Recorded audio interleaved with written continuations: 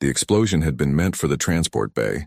Commander Lyra Hayes had seen the shimmer of the plasma charge a fraction of a second before detonation. Just enough time to recognize the trajectory, calculate the blast radius, and realize that the Khazri cubs huddled near the viewport would be vaporized. Her body moved before her mind finished processing. She threw herself between the younglings and the incoming fire, her armored back taking the full force of the shrapnel burst. The last thing she remembered was the wet warmth of blood spreading across her tactical suit, and the wide, terrified eyes of the smallest cub staring up at her as darkness swallowed everything whole. Now, consciousness returned in fragments. First came the pain, a white-hot lattice of agony crisscrossing her back and shoulders. Then awareness of breathing, each inhalation feeling like broken glass grinding against her ribs. Finally, the realization that she was no longer on the transport ship. The air tasted different here, heavier, laden with minerals and something that smelled like burnt copper and ozone. Lyra's eyes cracked open.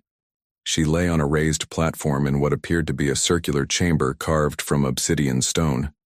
Bioluminescent veins pulsed through the walls, casting the room in shades of deep blue and violet.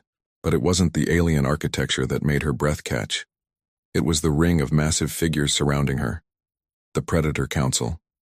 12 beings, each representing a different apex species from across the outer reaches, stood in a perfect circle around her platform. Their combined presence was suffocating. The Khazri, the Therax, the Vorn, the Scaleth. Predators all, species that had dominated their worlds for millennia before achieving spaceflight.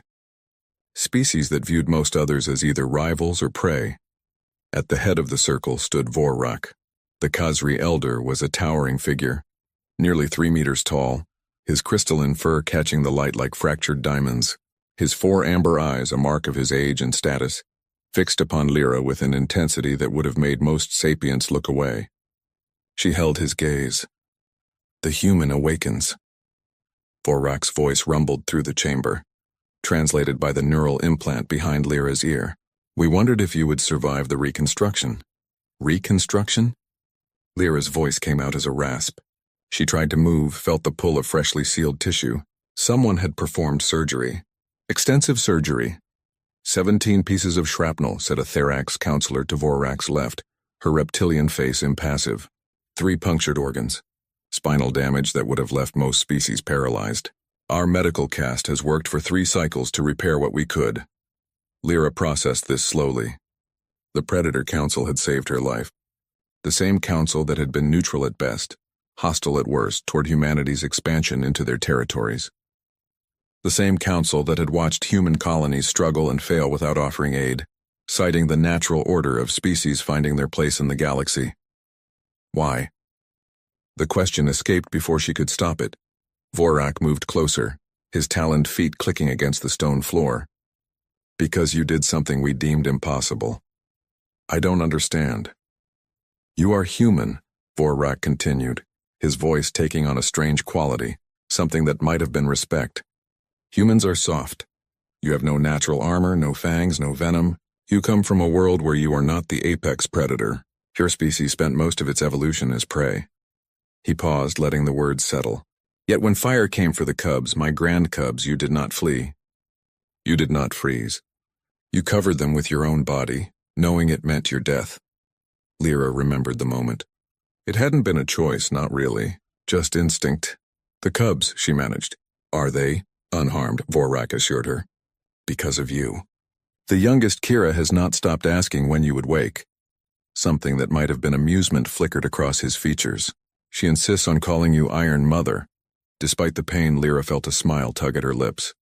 We have debated your kind for generations, spoke a Vorn counselor, its 6 eyes blinking in sequence.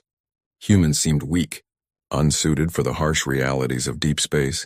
We questioned whether your species deserved a place among the starfaring races. And now? Lyra asked. Vorak's fur rippled, a gesture of acknowledgement.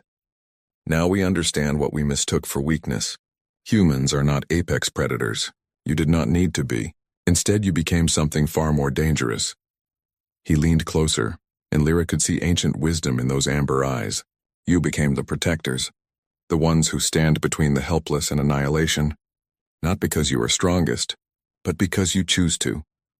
The other counselors murmured their agreement, a chorus of clicks, growls, and harmonic tones. We have hunted across 100 worlds, Vorrak continued. We have conquered, dominated, and survived. But you humans, you fragile, determined creatures, you have mastered something we never could. You turned your weakness into your greatest strength. You learned to protect not just your own, but anyone who cannot protect themselves. Vorrak straightened, addressing the full council. The human species is hereby granted full recognition under the Predator Council's protection. Any species that threatens humanity will answer to us all. The declaration sent shockwaves through Lyra's consciousness. Full protection from the Predator Council was unprecedented. It meant humanity would have allies among the most powerful species in known space. I didn't do it for politics, Lyra said softly. I did it because those cubs deserve to live. Yes, Vorrak replied, and there was something like warmth in his voice now. That is precisely why we honor you. You did not calculate. You did not hesitate. You simply acted because it was right. He placed one massive paw over his chest in what Lyra recognized as a Khazri gesture of highest respect. Around the circle, every counselor mimicked the gesture. You took shrapnel meant for our young, Vorrak said, and in doing so, you showed us what it truly means to be strong. Not fangs, not claws, but the courage to stand between darkness and those too small to stand alone. Lyra closed her eyes, letting the words wash over her. The pain was still there, sharp and insistent, but somehow it felt more bearable now. When she opened her eyes again, Vorrak was still watching her, those 4 amber eyes gleaming with newfound respect. Welcome, Commander Hayes, he said, to the Council's protection. Humanity has earned its place among the stars, not as predators, but as something far greater. As guardians.